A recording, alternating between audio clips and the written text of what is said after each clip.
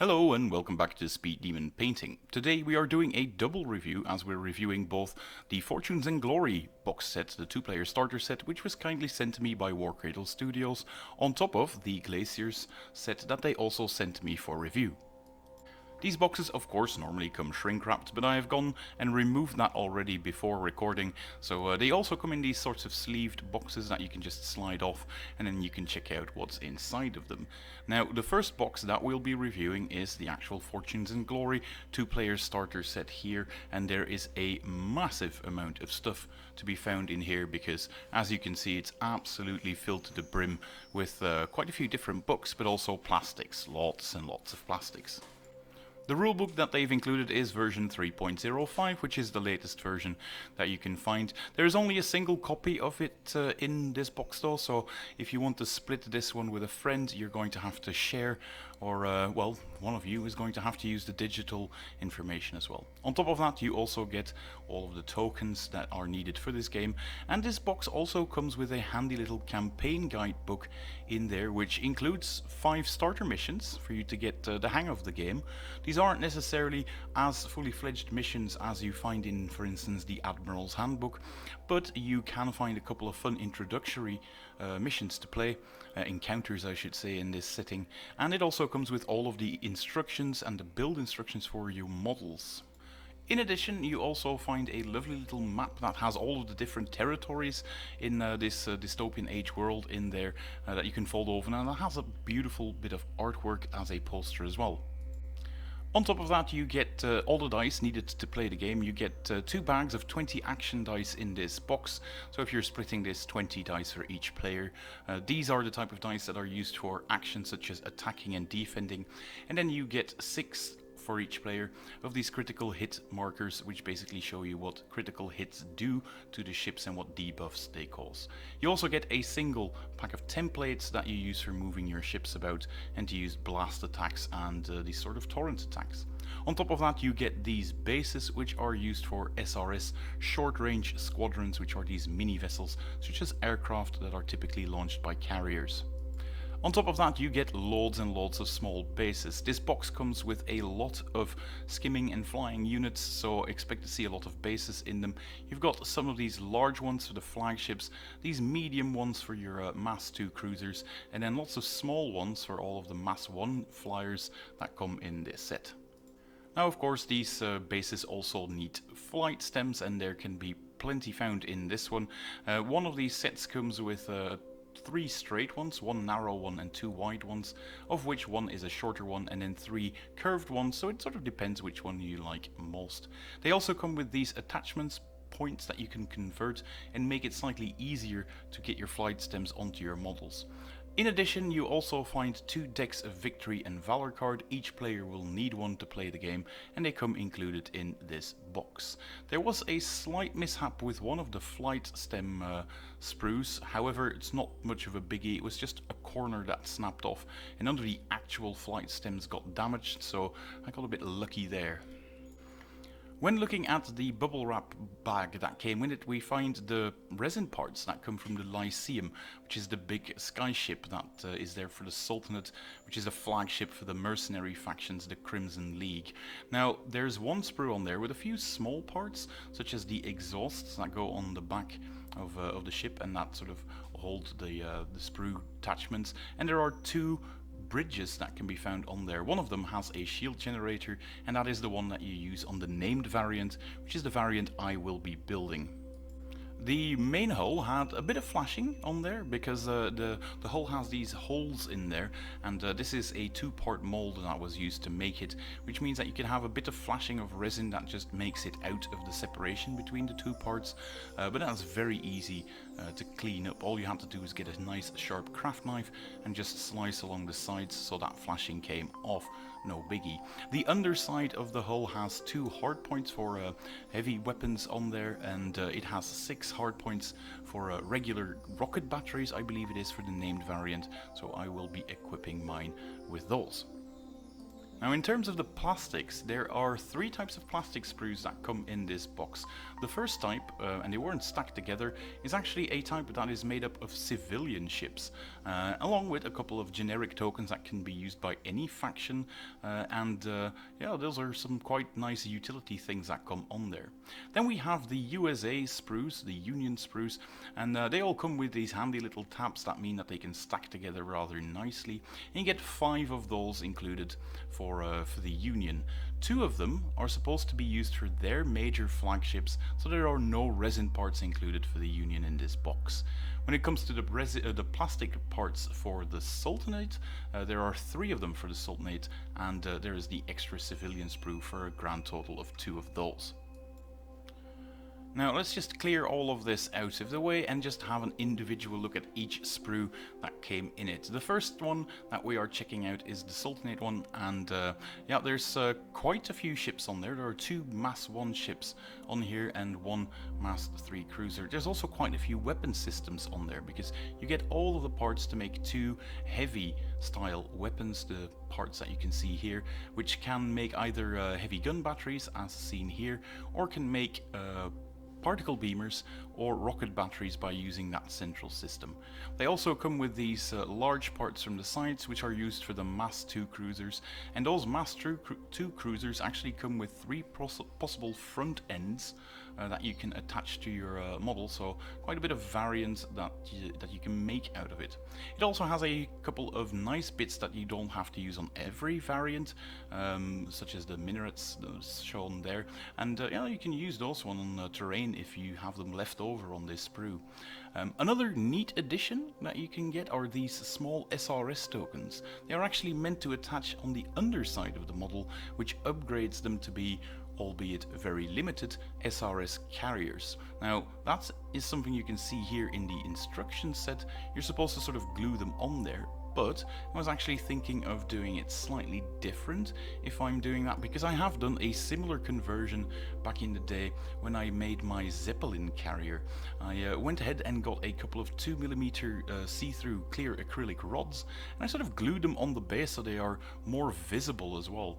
This took a lot more work though, because I had to slice out the wings and make them slightly more aerodynamic, and that is all done on this plastic sprue. Now you still get the regular SRS tokens, but there is no need to sort of carve them out. And then there's a couple of really nice ships on there. My favorite, the Alsacer, is on there with the sky sail. And apart from all of this, you get an absolute boatload of different weapon systems on there. These are 6 normal rocket batteries, 6 etheric lances, and 6 different gun batteries, so you can definitely upgrade quite a few of your other Sultanate ships with different loadouts if you already have them. I'll just let the B-roll roll ahead so you can see just how nice and sharp and detailed all of these different parts are that you can find on this set. Absolutely gorgeous plastics. Next up, we are having a look at the Union sprue. Now this one is quite a bit different. This one doesn't come jam-packed with weapons, because quite a few parts of it, or quite a bit of volume of this sprue, is being taken up by the tail parts, which will then connect to these central holes in the middle, and that one hole you can see can either be filled up with this part or this one. But if you want to make a minute bay, you can actually attach these assault bay at the bottom of it. So I suppose that one can be sort of blue tacked on if you so desire, because this central part needs to be aimed at the bottom, and then you either place those 2 ones in. Now the bomb one never has this minute bay attached to it. It's only if you use the one that has sort of the mechanics on there, but you only do that if you want to build a venture, a custodian, or a steward. So you definitely want to plan ahead a bit and see which part you make and what part you include in it, because the instructions do say what part you need for each build. On top of that, you have SRS tokens included in these, because one of the build variants can actually be a carrier, the Ranger, and it sort of depends on what parts you're going to stick to the front, mostly what type of ship you end up being. This one is the one with that special sentry generator. This is the one that is used for the carrier version, which is the Ranger if I'm not mistaken, and it does come with this small part which is a bit of decking that fits in, and so your aircraft sort of land inside of the Zeppelin, which is a cool idea as well. In addition to the Mass 2 ship, you get one Bogota carry-all, which comes with a couple of options to equip it with. There are these torpedo tubes that you can put on there, these different container parts that can be sliced on there, and the role of the ship actually changes depending on what you take. You've got a couple of fuel canisters here, for instance, that gives it a napalm attack when it does a flyover, and a bunch of different containers, if you will, to give it the useful freight utility option for your force. Other than that, these are the ships you can make with them, and I do like them. They come with some nice beefy engines on them as well. They do look a lot more robust compared to other parts. And one specific thing of note, even though my camera is having issues right now, is this bridge. You have two options. You can either assemble them with this Union bridge, or you can actually assemble them with a separate type of bridge, which is associated with the Honorable Eclipse Company, which has the nice little symbol of that mercenary company on there too. Other than that, in terms of weapon systems, there are not that many of them. There is this radar dish that goes onto the center. I think it also grants hydrophone relay to the rest of your ship, so you actually have something that can both offer protection, for instance if you take the Custodian, and some relay information as well. In terms of weapon systems, only a single normal rocket battery can be found on here, and then this bespoke heavy gun battery on the bottom right that is used for some of the other central parts. So if you're an existing Union player, don't expect to have a lot of extra weapon systems when you're buying this box. They come on quite a few different other sprues. One noteworthy box that has all the different sprues on them is the Independence Battlefleet set, which I reviewed a while ago and actually have painted them up by now, so I'll be using this paint scheme for my Union, and you get loads and loads of different guns on there if you want to play around with configuring your ships as well. I've sort of gone for a blue-greyish colour scheme for those. In terms of painting my Sultanate, I have actually painted up a few of the Egyptians coming in the Abydos set that was also up for review, and I'll be doing a gold and teal colour scheme on those. I try to do as many of these reviews as I possibly can, so if you like this kind of content and want to see what's inside of these boxes and some cool ways to paint them, make sure you hit the thumbs up and subscribe to the channel for those future videos. The next sprue up for review is the civilian sprue, actually. Comes with quite a lot of useful parts for any faction, not just the Sultanate and the Union found in this box. It can form these civilian ships that use these front parts and back parts, and then you can sort of fill it out in the middle with some parts that either make it a passenger ship, an oil tanker, or a freight ship as well. And well, I'll grab the instructions quickly to show you what that means. You can build these larger Mass 3 ships either as Titan or as Olympia conveyor ships, and you start off by assembling the front part and the back part. The back part is the one that sensibly comes with a shield generator. If you're a civilian ship in the dystopian age, I would do that as well. And then you can assemble the middle parts to either have a side that represents passenger, oil, or freight parts for the center, and then you can connect them between the two of them. The parts in the red are the things where you have to be careful that you connect the right type on there, and you can make either a single body or a double body vessel. The parts are on there on one of those sprues.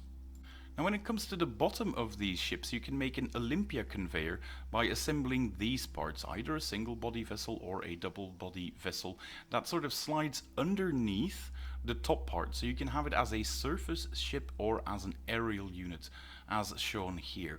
There are a few parts, however, that need to go onto the aerial unit, such as these engines to make it fly, which will be pretty tricky to magnetize. I'm pretty sure some people will attempt it, but I don't. I'm just going to make it as it is.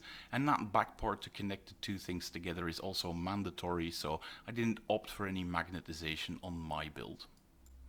In addition to the main parts, you also get lots of different crane options, different containers coming on here that can be glued on.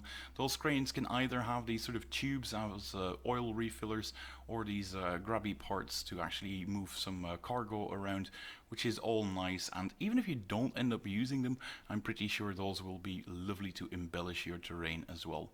There are also a couple of tokens on there, like this container token, which will be used in missions, I assume, once the Admiral's Guide is updated, and these are also quite interesting. These are the ground assault tokens that are used by ships with the landing vessel rules. Right now, these rules are present in the Orbats, but they don't do anything yet, so it'll be exciting to see what happens to those.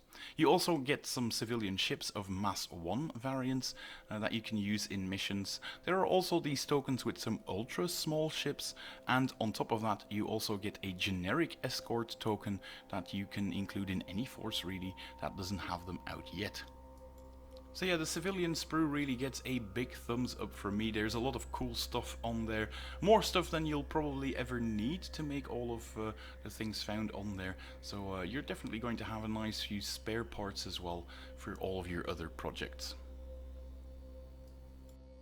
Now, veterans of the game will know that this isn't the first time that civilian ships are used in Dystopian Wars. When it was back under the Spartan game license, they also had these, and I actually have one of those in my collection, which was, I think, the Titanic class that came on it, which was a massive resin part ship that comes with it. But actually, sort of judging from how big these are, I don't think the new plastic versions are going to be far off compared to these old resin behemoths, and especially with the fact that you can attach multiple center bodies, you're going to be able to make a ship at least as large as that old one from Spartan.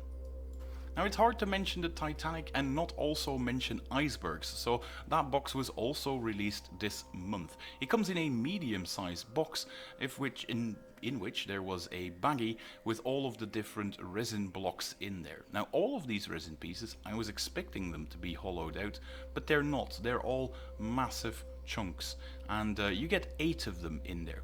There's a couple ones that are roughly mass 2, so if you're a Commonwealth player and you want some nice little ice chunks to shoot with your cryo generator, you definitely get that option.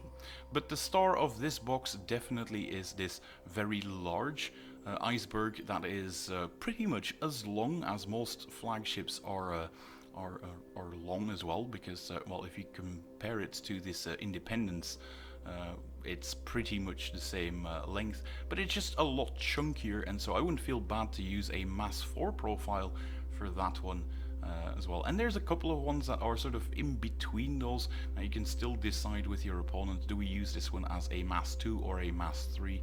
And there's a couple of small ones as well, 2 I believe, that are actually really tiny that you can use as Mass 1s, again for stuff like your cryo generators as well. Now, there's a bit of flashing on these on the sides that you'll have to clean off, but that's quite normal for these one cast molds. And I know there's a couple of people saying like, well, you can actually carve blocks out of styrofoam and make these as well, but I think you'll be hard pressed to make something as smooth and as representative of ice as these resin parts. And at the end of the day, if you all lay them out like this is a decent amount of terrain that you can use to embellish your gaming table. On top of that, there are rules in the system that have movable things such as icebergs that can basically shake up your games a bit by moving about. There's definitely a couple of them that are definitely tall enough to hide Mass 2 ships, and chunky enough to make sure that line of sight can be completely blocked during your gameplay. By the way, I haven't shown this one yet, but this is one of the Zions of Jutland models that I painted up that I reviewed last month as well. And especially if you get some of the smaller variants, such as this Gugnir, some of these mountains are definitely able to block line of sight to those. So yeah, that gives you a rough idea of the size. This is the Mass 4 ship that came in there, which is the Sheldon, painted up in my Imperium color scheme. And if you look at the largest mountain, it's just a hair short of this Mass 4 one, so I would not feel bad to use this huge chunk of resin as a Mass 4 piece of terrain during gameplay. This isn't the first time that Warcradle Studios has delivered some resin pieces of terrain, but as you can see, this was the largest island from their previous set that could be found in the Cyclones of Shadow campaign set, and it definitely is a good size smaller compared to the new Glacier set that we have here. The icebergs also have a lot more verticality to them, so they definitely look better when it comes to blocking line of sight. This is like the second smallest island, and that one is more comparable to some of the, well, medium-sized blocks that you can find in this new set, so definitely a step in the right direction when it comes to usable size in their pre-made terrain kits. Now, one other thing that they also make in terms of terrain are these plastic ones. These are Mass 3 platforms, and some of these icebergs are just a bit shy of that one, but they sort of fall in between, so I think it's up to you of what you want to make. If this one is Mass 3 on the left, then again, that iceberg definitely can qualify as a Mass 4 one. But the weird thing about the game sizes for terrain is that the smaller parts of these platforms, the individual ones, are classed as Mass 2 platforms, and yeah, they definitely are quite a bit chunkier than those. So again, sort of agree with your opponent which ones you'll be using as Mass 2 and which ones as Mass 3. And the handy little thing is, I think you can actually sort of paint that at the bottom of the different icebergs and sort of never be confused about that. Some other game systems, such as Marvel Crisis Protocol, also does that to mention specifically on your terrain what size it is. Now, I've been playing around with assembling some of the models, and yeah, this definitely was my favorite little ship, but I did figure out that these small mass ones probably are best built in sub-assemblies so that you can more easily access things like this skimmer generator that is in the center of it. Now, small thing, the instructions actually miss this bottom part piece there, so I discovered that while doing the build. There was a suspicious gap at the bottom there that wasn't filled by anything, and there was also this round little Levant generator looking thing that neatly fit in, so I suppose that's a small mistake that I discovered in the build instructions, and I thought I'd mention this here in this review as well. Don't forget about part 38. And there we have it, that was the end of the review. As a few parting shots at the end, I have already painted up the icebergs because, well, it is incredibly practical to get them ready made this way, and you only really need to paint them up. And I used a bit of white ink and turquoise ink to do so. That was incredibly fast to do. I hope you liked the video. If you did, make sure to give it a thumbs up and subscribe to the channel, and I do hope to see you in the next video. Bye!